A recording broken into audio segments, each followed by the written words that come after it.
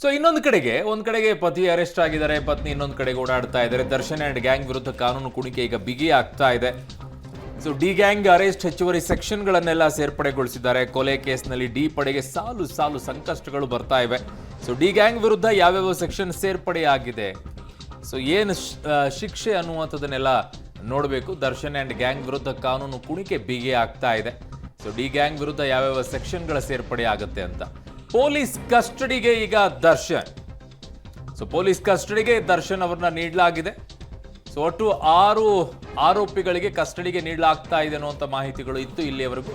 So ಈಗಷ್ಟೇ ನ್ಯಾಯಮೂರ್ತಿಗಳು ಆದೇಶವನ್ನು ಬರೆಸ್ತಾ ಇದ್ರು. ಆದೇಶದ ಪ್ರತಿ ಪೂರ್ಣವಾಗಿ ಆಗೋಗಿದೆ. ಸೊ ಈಗ ದರ್ಶನ್ ಸೇರಿ 4ರನ್ನ ಪೊಲೀಸ್ ಕಸ್ಟಡಿಗೆ ನೀಡಲಾಗಿದೆ. ಫೈನಲಿ 4 ಪೊಲೀಸ್ ಕಸ್ಟಡಿಯಲ್ಲಿ ಇರ್ತಾರೆ. ಯಾಕಂದ್ರೆ ಈ ಮುಂಚೆನೆ 17 ಆರೋಪಿಗಳಲ್ಲಿ 3ರನ್ನ ಈಗಾಗಲೇ ನ್ಯಾಯಾಂಗ ಬಂಧನಕ್ಕೆ ಈ ಹಿಂದಿನ ವಿಚಾರಣೆಯಲ್ಲಿ ನೀಡಲಾಗಿತ್ತು. ಅದೇ ರವಿ ಆ ಡ್ರೈವರ್ ಇದ್ರಲ್ಲ, ಅವರೆಲ್ಲ ಈಗಾಗಲೇ ನ್ಯಾಯಾಂಗ ಬಂಧನದಲ್ಲಿದ್ದಾರೆ. ಬಟ್ ಕಸ್ಟಡಿಯಲ್ಲಿ ಇದ್ದಂಥ ಈ ಆರೋಪಿಗಳೇನಿದ್ರು, ಈ ಆರೋಪಿಗಳಲ್ಲಿ 14 ಜನ ಇದ್ರು ಅನ್ಸುತ್ತೆ. ಅದರಲ್ಲಿ 8 10 ಈಗ ಪವಿತ್ರ ಗೌಡ ಸೇರಿ 9 ಮಂದಿಗೆ ನ್ಯಾಯಾಂಗ ಬಂಧನ ಕೊಟ್ಟಿದ್ದಾರೆ. ಇನ್ನುಳಿದಂತಹ 4 ಆರೋಪಿಗಳಿಗೆ ಪೊಲೀಸ್ ಕಸ್ಟಡಿಗೆ ಒಪ್ಪಿಸಲಾಗಿದೆ. ಯಾಕಂದ್ರೆ ಹಿಂದಿನ ವಿಚಾರಣೆಯ ಸಂದರ್ಭದಲ್ಲಿ ಅವರನ್ನ ನ್ಯಾಯಾಂಗ ಬಂಧನಕ್ಕೆ ನೀಡಲಾಗಿತ್ತು. ಸೊ ಹಾಗಾಗಿ ಅವ್ರದ್ದು ಯಾವ ಸಮಸ್ಯೆನೂ ಇಲ್ಲ. ಇನ್ನುಳಿದಂತಹ 13 ಆರೋಪಿಗಳೇನಿದ್ರು, ಆ 13 ಆರೋಪಿಗಳಲ್ಲಿ 9 ಆರೋಪಿಗಳಿಗೆ ನ್ಯಾಯಾಂಗ ಬಂಧನ ಕೊಟ್ಟಿದ್ದಾರೆ. 4 ಆರೋಪಿಗಳಿಗೆ ಪೊಲೀಸ್ ಕಸ್ಟಡಿ ಕೊಟ್ಟಿದ್ದಾರೆ. ಅದರಲ್ಲಿ ದರ್ಶನ್ ಕೂಡ ಸೇರಿದ್ದಾರೆ. ಸೊ ಇಷ್ಟೊಂದು ಪದೇ ಪದೇ ವಿಚಾರಣೆಗೆ ತೆಗೆದುಕೊಳ್ತಾ ಇದ್ದಾರೆ ಅಂತಂದ್ರೆ ಎವಿಡೆನ್ಸ್ಗಳು ತುಂಬಾ ಸ್ಟ್ರಾಂಗ್ ಆಗಿದೆ ಅಂತ ಅರ್ಥ ಆಗುತ್ತೆ.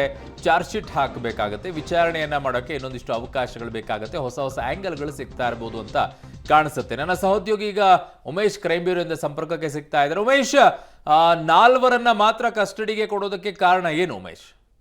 ಈಗಷ್ಟೇ ಅಧಿಕೃತವಾಗಿ ದರ್ಶನ್ ಸೇರಿ 4ರನ್ನ ಕಸ್ಟಡಿಗೆ ನೀಡಿದ್ರ ಬಗ್ಗೆ ವಾದ ಮಂಡಿಸಿರೋದ್ರ ಬಗ್ಗೆ ಈಗ ಮಾಹಿತಿ ಲಭ್ಯ ಆಗಿರುವಂಥದ್ದು. ಈಗಾಗಲೇ ಹೇಳಿದಂತೆ ನಟ ದರ್ಶನ್ನು, ಪ್ರದೋಷು ಮತ್ತು ಧನರಾಜು ಸೇರಿದಂತೆ ವಿನಯ್, ಈ 4ರನ್ನ ಈಗ ಪೊಲೀಸ್ ಕಸ್ಟಡಿಗೆ ನೀಡಿ ಆದೇಶ ನೀಡಿರುವಂಥದ್ದು. ಪ್ರಮುಖ ಕಾರಣ ಇಷ್ಟೇ, ಅಂದರೆ ರೇಣುಕಾಸ್ವಾಮಿಯ ವಿಚಾರ ಏನು ಬೆಳಕಿಗೆ ಬಂತು, ಆ ಸಂದರ್ಭದಿಂದ ಹಿಡಿದು ಪ್ರದೋಷು, ವಿನಯ್ ಮತ್ತು ಧನರಾಜು ಮತ್ತು ನಟ ದರ್ಶನ್ ಈ 4ರು ಕೂಡ ಈ ಪ್ರಕರಣದ ಸೂತ್ರಧಾರಿಗಳು ಅನ್ನೋದ್ರ ಬಗ್ಗೆ SPP ಈಗ ನ್ಯಾಯಾಧೀಶರ ಗಮನಕ್ಕೆ ತಂದಿರುವಂಥದ್ದು. ಅದಕ್ಕೆ ಬೇಕಾದಂಥ ಸಾಕ್ಷ್ಯಗಳನ್ನು ಕೂಡ ಪೊಲೀಸರು ಈಗಾಗಲೇ ಕಲೆ ಹಾಕಿದ್ದಾರೆ. CCTV ವಿಚಾರ ಆಗಿರ್ಬೋದು, ಬೇರೆ ಇಲ್ಲಿವರೆಗೂ ನಡೆದಂಥ ತನಿಖೆಯಲ್ಲೂ ಕೂಡ ಅದರ ಎಲ್ಲವೂ ಮಾಹಿತಿಗಳು ಕೂಡ ಈಗ ಲಭ್ಯ ಆಗಿರುವಂಥದ್ದು. ಹಾಗಾಗಿ ಉಳಿದ 9 ಜನ ಆರೋಪಿಗಳಿದ್ದಾರೆ. ಅವರ ಪಾತ್ರ ಈಗ ಸಂಪೂರ್ಣವಾಗಿ ತನಿಖೆ ಮುಕ್ತಾಯ ಆಗಿರೋ ಹಿನ್ನೆಲೆಯಲ್ಲಿ ಅವರನ್ನು ನ್ಯಾಯಾಂಗ ಬಂಧನಕ್ಕೆ ಕಳಿಸಿದರೆ ಈ 4 ಆರೋಪಿಗಳ ಏನು ಯಾವ್ಯಾವ ಪಾತ್ರ ವಹಿಸಿದ್ದಾರೆ ಮತ್ತು ಈ ಕೊಲೆ ಪ್ರಕರಣದಲ್ಲಿ ಇವರು ಏನೆಲ್ಲ ಮಾಡಿದ್ದಾರೆ ಅನ್ನೋದ್ರ ಬಗ್ಗೆ